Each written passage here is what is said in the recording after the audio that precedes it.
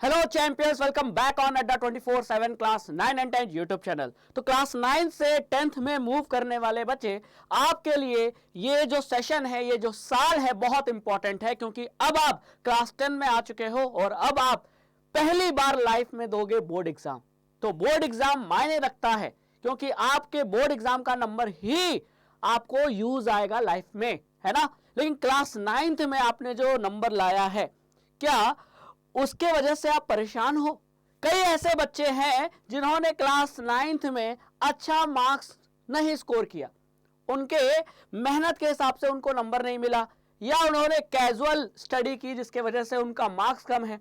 तो क्या इस बात को लेकर आप टेंशन में हो कि 9th में कम मार्क्स है तो 10th में मैं कैसे पढ़ूंगा? तो बेटा, सबसे पहले तो आपको टेंशन लेने की जरूरत नहीं है। ऐसा मैं क्यों कह रहा हूं? ऐसा इसलिए कह रहा हूं कि गलतियां सभी से होती हैं, है ना। लेकिन अच्छा वही इंसान है जो अपनी गलतियों को सुधार करे। और एक बात जान लो बच्चों, आपके अंदर पोटेंशियल बहुत ज्यादा है, लेकिन अपने पोटेंशियल को समझो, अपने पोटेंशियल का यूज करो। अगर आप पढ़ने नहीं बैठोगे तो जाहिर सी बात है कि आपके अंदर बहुत ज्यादा पोटेंशियल हो, लेकिन वो पोटेंशियल का यूज नहीं करोगे तो मार्क्स कैसे आएंगे, है ना। एक एग्जाम्पल देता हूं, बहुत ही आप रिलेट कर पाते हो। स्काई, सूर्य कुमार यादव, पूरी दुनिया में इस बल्लेबाज ने क्रिकेट में अपना नाम कमाया है पिछले कुछ सालों में, है ना। आप भी बहुत बड़े फैन होंगे स्काई के, क्योंकि लॉन्च होता है तो सीधे स्काई में जाता है कि नहीं। प्यारा नाम है, बहुत बढ़िया परफॉर्मेंस। लेकिन अभी इंडिया ऑस्ट्रेलिया का जो ओडीआई हुआ था टूर्नामेंट, ओडीआई सीरीज, उसमें लगातार 3 मैचों में 0-0-0 यानी कि गोल्डन डक में आउट हुए, है ना। तो इतने अच्छे प्लेयर, इतने फॉर्म में प्लेयर के साथ ऐसा हो सकता है, तो क्यों आपके साथ नहीं हो सकता? बिल्कुल हो सकता है, किसी के साथ भी हो सकता है। तो क्या स्काई ने अगर 3 मैचों में 0 पर आउट हो गए तो क्या वो खराब प्लेयर है? क्या उनके अंदर पोटेंशियल नहीं? पोटेंशियल है ना। हो जाता है, कभी कभी मिस्टेक हो जाती है, या उसे कह लो लक, फेट भी होता है। लेकिन ऐसा नहीं कि आपके अंदर पोटेंशियल नहीं है, यही बात मैं आपको समझा रहा हूं। तो क्लास 9th में आपने अच्छा नंबर नहीं लाए, कोई बात नहीं, 10th अभी शुरू हो रहा है, अभी तो शुरू हो रहा है ना। अगर आप इस क्लास 10th के पूरे साल को यूटिलाइज कर लो, 2023-24 का सेशन जो है उसमें अच्छे से पढ़ लो, तो आप भी अच्छे मार्क्स ला सकते हो, आप भी टॉपर बन सकते हो, है ना। हर एक बच्चा टॉपर बन सकता है, भले ही वो क्लास 9th में अच्छा मार्क्स नहीं लाया हो। लेकिन सर, इसके लिए मुझे करना क्या होगा? क्लास 9th में मुझसे ऐसी क्या मिस्टेक हो गई जो मुझे क्लास 10th में रिपीट नहीं करनी है?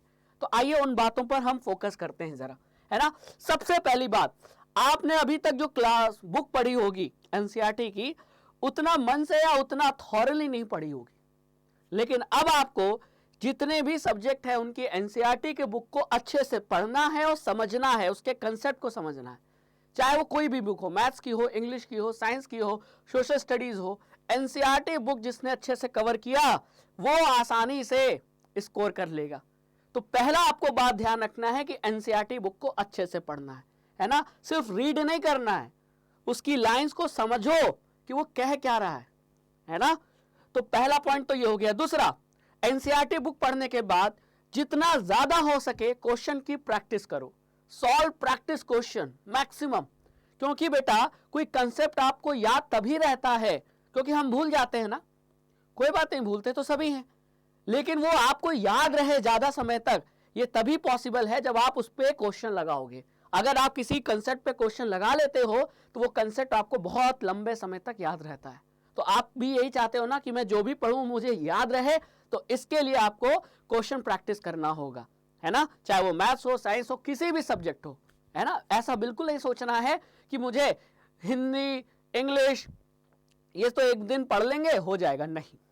शुरू से पढ़ो, क्वेश्चन प्रैक्टिस पे ध्यान रखो। अब आगे चलते हैं, मैक्सिमम रिवीजन। रिवीजन बहुत मायने रखता है, क्योंकि अभी मैंने बोला कि आप एनसीईआरटी पढ़ोगे अच्छे से, हो सकता है कुछ पॉइंट्स भूल जाओ, तो वो याद कैसे आएगा? तो एक तरीका है कि क्वेश्चन प्रैक्टिस करोगे तो याद रहेगा लंबे समय तक, और दूसरा तरीका है कि दोबारा फिर से उस कंसेप्ट को रिवाइज कर लो, एनसीईआरटी बुक फिर से पढ़ लो। एक बार पढ़ने से नहीं होगा, आपको एनसीईआरटी बुक कम से कम पूरा सिलेबस आपको 3 से 4 बार पढ़ना पड़ेगा, तब जाके एनसीईआरटी समझ में आएगी, है ना। तो इसीलिए मैं कह रहा हूं कि रिवीजन करना बहुत जरूरी है, और यही जो कुछ पॉइंट्स है ना वो आपको टॉपर बनाता है। और लास्ट में be consistent in your study, अपने स्टडी में कंसिस्टेंट रहो। कंसिस्टेंट का मतलब ये है कि भाई अगर हम 3 घंटे पढ़ रहे हैं तो डेली पढ़ रहे हैं, चाहे वो संडे हो, चाहे मंडे हो, चाहे कुछ भी हो, 3 घंटा मुझे पढ़ना है ना। कई बच्चे ऐसे करते हैं, सर आज तो हम 8 घंटा पढ़ेंगे और कल बिल्कुल नहीं पढ़ेंगे, कोई फायदा नहीं है ना। तो आपकी कुल मिला के स्टडी जीरो हो गई। मैं नहीं कह रहा हूं आप 8 घंटा पढ़ो, आप 5 ही घंटा पढ़ो, 4 ही घंटा पढ़ो, 3 ही घंटा पढ़ो, लेकिन डेली पढ़ो, गैप नहीं होना चाहिए। क्योंकि चीजें बार बार आपके दिमाग में स्ट्राइक करेंगी ना, तो दिमाग बहुत तेजी से शार्प काम करता है, और जो भी आप याद करते वो लंबे समय तक याद रहता है, और जब एग्जाम में क्वेश्चन आता है तो उसका आंसर आसानी से लिख पाते हैं। तो अपनी पढ़ाई में कंसिस्टेंट रहो बेटा, ये बहुत जरूरी है ना। ऐसा जो हैबिट आपने क्लास 9th में कंसिस्टेंट नहीं रहोगे, ये पक्का गारंटी है। कैजुअल रहे होगे, चलो आज पढ़ लेते हैं कल नहीं पढ़ेंगे तो चल जाएगा, बेटा ऐसे क्लास 10th का बोर्ड एग्जाम नहीं क्रैक होगा। तो आपको अपनी पढ़ाई के साथ कंसिस्टेंट रहना पड़ेगा, अपने से ईमानदारी आपको रखनी पड़ेगी, है ना। ईमानदारी का मतलब आज मुझे 3 घंटा पढ़ना है, मैं अपने आप से झूठ नहीं बोलूंगा, नहीं छोड़ दूंगा, नहीं, ऐसे नहीं चलेगा। और अगर आपने इन पॉइंट्स को अच्छे से फॉलो कर लिया, देखो इंप्लीमेंटेशन बहुत जरूरी है, मैंने बता दिया आपने सुन लिया, इससे काम नहीं चलेगा। इन चीजों को, इन पॉइंट्स को इंप्लीमेंट करो अपने लाइफ में, तब बदलेगा। और एक दिन में बदलाव नहीं होगा, 1 महीना, 2 महीना, 3 महीने में आप खुद ही देखोगे कि हाँ हमारी पढ़ाई इंप्रूव हो रही है, और आपको अंदर से कॉन्फिडेंस आएगा कि हाँ हम टॉपर बन जाएंगे, मोर देन 95% हम आसानी से स्कोर करेंगे।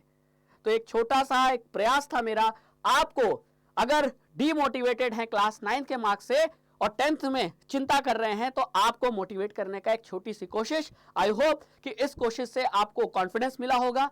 ये वीडियो कैसा लगा कमेंट सेक्शन में जरूर बताएं, और क्लास 10th की प्रिपरेशन स्टार्ट करें, और हम इसमें आपकी पूरी मदद करेंगे। Thank you so much.